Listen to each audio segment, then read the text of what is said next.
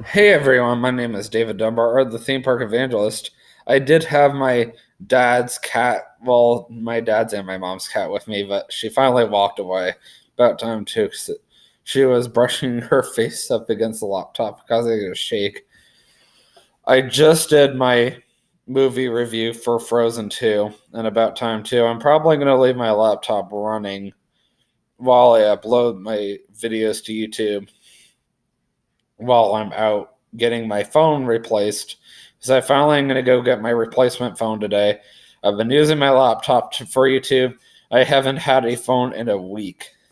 That's crazy. I never thought this would happen, but yet it did. The reason why I look fatter than I am is not because of how much food I've been eating. Yes, I have been eating a lot, but actually because I am bundled up very well right now for Winterfest tonight because we are supposed to drop down the low 20s, and it's actually supposed to feel colder than that. And I want to make sure I'm ready, so I have a lot of layers on right now.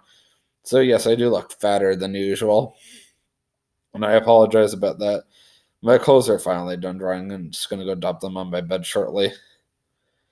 Anyways, guys, today's vlog of my working as a Walt Disney World cast member series is going to be continuing my education at Disney University and why.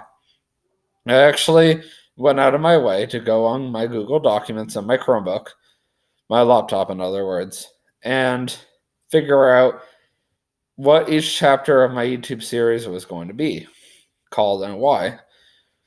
So I just kind of figure out in my head, okay, what am I going to do? And I think I have like almost 40 chapters all together. So for chapter 4 is going to be continuing my education, sorry, at Disney University and why. So as everybody knows, I already went to Traditions and I did the whole orientation thingamajigger. So from there, I was told I had to go back to Disney University. Okay, that's kind of weird. I was just there. Why would I want to go back? Because I had to go to a class called Welcome to Operations. Operations is a mandatory class for a lot of the positions at Walt Disney World. So I was like, okay, cool. So I asked TJ if he would be willing to drive me all the way out to Behind Magic Kingdom on his day off. This was unfortunately a bad idea, but I really didn't have an option. Unfortunately, with TJ, he gets his mind focused like I do and thinks that he needs to take care of his own things or his situations first before other people. I can be the same way, but even I have a tendency to make sure that I make sure other people's needs get met before my own, even if I have to take care of my own needs afterwards. Because that's one thing he does struggle with. Unfortunately, his autism is worse than mine. So I can understand why he does struggle a little bit with that. So we got all the way, or so we go to the Dunkin' Donuts in Lake Wales. There was a Dunkin' Donuts that opened back about a few years ago, or so, maybe longer than that. And at first, it was a zoo in there, and then it died off. And then from time to time, it would be busy, and then it would not be. Anyway, the point is, we stopped there, and we wasted a good 10-15 minutes in there. And I'm, looking at the time like, oh, I gotta go. I gotta be at Disney University. We're not gonna make it on time. We got a long ways to go. Oh, hi. My dad's legit cat came to see me. This is Kit Kat. I call him Monsieur, my little monster. He's very cute. But yeah, we did finally go all the way to Disney University. I don't even think he parked anywhere near Disney University. I think he parked on the wrong side. He had to go do something or something. And I ended up walking all the way from where he dropped me off to there. I might have actually made it on time if he had actually dropped me off in the right spot. And I was like, really?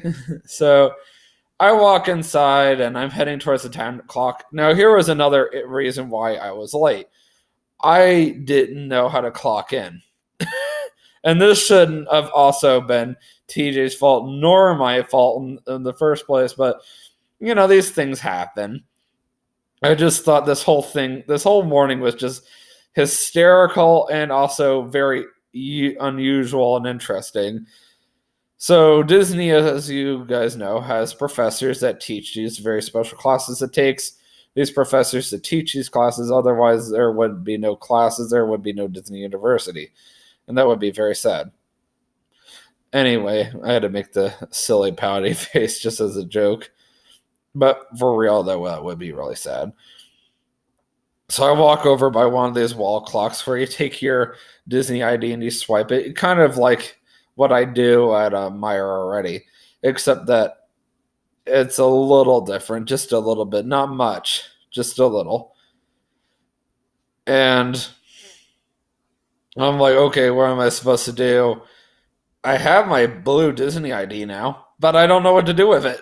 I don't know how to clock it. I've never clocked in before in my life. Not at Disney, anyhow. At Publix, yes, I've always punched in a bunch of numbers, pressed the enter button, because I always press in, punched in my number, press the enter button, done. On I go. But in this case, I didn't have to do that. I had to swipe an ID or some sort of like.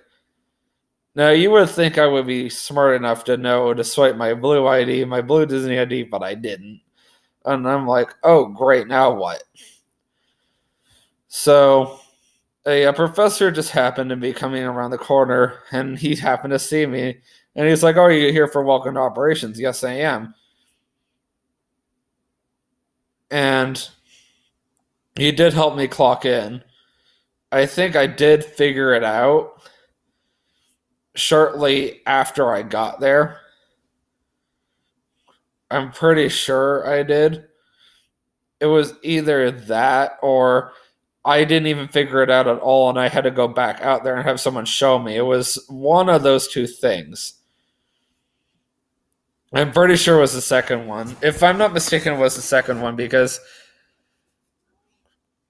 I didn't know how to clock in at the time. And I ended up having to go back outside and clock in again. Because what they do is they scan your blue ID at the door. And this is not the first time I've done this either. That's the sad part. I have done this number many times where I'll hand my blue ID to this cast member and they have this device and they scan it. And this is just to make sure you're there and accounted for, present and accounted for, I should say. And you're not actually clocking in with this device. So I sit down at one of the tables and I'm sitting down in my rolling chair and I'm like, okay, I hope I'm clocked in. Then I realize later on, what if I'm not? Oh no. And then it turns out I wasn't. No. So I got horrified. So I end up clocking in and being really late afterwards. But yeah, I'm pretty sure that's exactly what happened. And even if that's not what happened, it doesn't matter because I still walked in 2 minutes after I was supposed to be there anyway. And the professor made it so like I'm right on time, yeah, for the class, but not on time. And unfortunately, Disney is a stickler when it comes to attendance because Disney wants to make sure that we understand the responsibility of being there for the guests. And if we show up late, then unfortunately that makes us look bad in front of the guests. Not to mention that also prohibits other cast members from getting out on time and getting to their respectful places. Even if it's getting them back to the bus that takes them back to their special places like the there's a popular college area, Disney college program housing, and I can't remember what it is. La Vista Way or something like that. Yeah, it's got to be La Vista Way. And that's probably the most common one. I've actually been there. And my college program, not roommate, but coworker, actually tried to help me get in. He was like, oh, he's with me. He's dropping me off. But they were so strict about how security is run there that I had to drop him off right then and there and do a U-turn right in front of security and drive off. Because basically, if anything went down right then and there, they would have called the cops on me with right on that spot, and I would have had the cops on me in like 2 minutes. They're not very forgiving. Not La Vista Way. Well, La Vista Way is like the most strict area, but hey, got to give the coworker credit for even trying to get me in there. So at least I have that going for me. That was at Hollywood Studios, by the way. So yeah, I sat through this 4-hour class that went more into the discussion on safety, courtesy, show, and efficiency, all on that order. Safety, of course, the most important. Checking my battery again. Okay, good, still. After that, I think I went to another class that was upstairs because they had classrooms on the first floor and the second floor. So I ended up going upstairs for another class, and that one was on food safety. So I had time to eat some lunch between classes, and that one went on a little longer. After that, they sent me down to the Magic Kingdom costuming building to go get some shoes for my job. I don't think I had been in there before, as far as I know. Not during traditions. Traditions, I don't believe they sent me down there, but for this class, they did. I'm not going to really mention what's in there because that would ruin it for everybody. I'm just going to say this. It's like a giant warehouse. This will also ruin the Disney magic. It's like a giant warehouse where lots of costumes are. And this is where you can pick up a lot of hours as a Disney cast member too, because you're constantly doing laundry in these kind of facilities.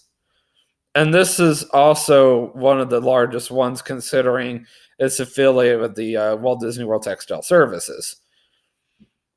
So it's kind of cool to be in the Magic Kingdom one. And the coolest part about the Magic Kingdom one is during Halloween, they got the Mickey's Not So Scary Halloween Party costumes in there. And during Christmas, they have the Mickey's Very Merry Christmas Party costumes. So that's kind of cool to see.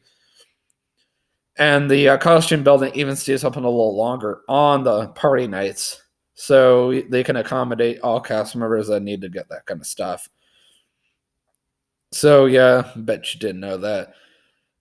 I used to trick this or cheat the system. I used to go into one of the whatever you call it, changing areas to change in my from one costume to another. If one costume didn't fit, I'd get into another one because they had all kinds of sizes. And you weren't technically supposed to, but I really didn't feel comfortable changing in a restroom, especially since the restrooms were really one person, and that would be rude and inconsiderate to others. And they also had more changing, or those rooms where you can try on different clothes than they did restrooms. And also, I really didn't feel comfortable getting on a Disney bus to take it to the utilidors and being caught by security when I really didn't have to work at Magic Kingdom. I felt more comfortable using this giant warehouse like building instead. I was like, yeah, this is probably better in the long run. Well, that was the very first time I had been in there. And, it's very cool for the first time. And I ironically had already been in there when I was really young as a kid. I'm surprised my dad was able to get away with it. considering kids are not supposed to be in there, but I guess Disney wasn't so strict on the rules back then, but they've really cracked the whip. And Magic Kingdom is the most strict of them all. And the nice thing about this is these places are when the place closes, they have drop-off chutes, and all their costumes are tagged with RFID things. So you scan it by a barcode or a laser, and it lets you know where which cast member dropped off which costume, and this lets you know this is out of your system now. I accidentally took a pair of pants from Disney, and I'm not saying that I purposely did this. I'm saying I accidentally did it. It got lost in my sea of clothes back about a year ago, maybe 2 years ago, actually. And shortly after I moved up here, I discovered I had a pair of pants from Disney, maybe even before I moved up here. While I was packing up my stuff, I discovered I had a pair of pants. You never would have guessed you had anything like that until you start going through your stuff. Like, if you have so many clothes, you're like, what? I didn't know I had this. So, yeah, enough about the chapter 4. I know that was a lot to cover. I'm trying to remember what's next. Give me 1 second while I go and look and see for myself. Yes. Chapter 5 is going to be about Disney's Hollywood Studios Orientation Day. You're going to really like this one a lot. Oh, got a Facebook notification. Oh, it's just somebody liked my photo.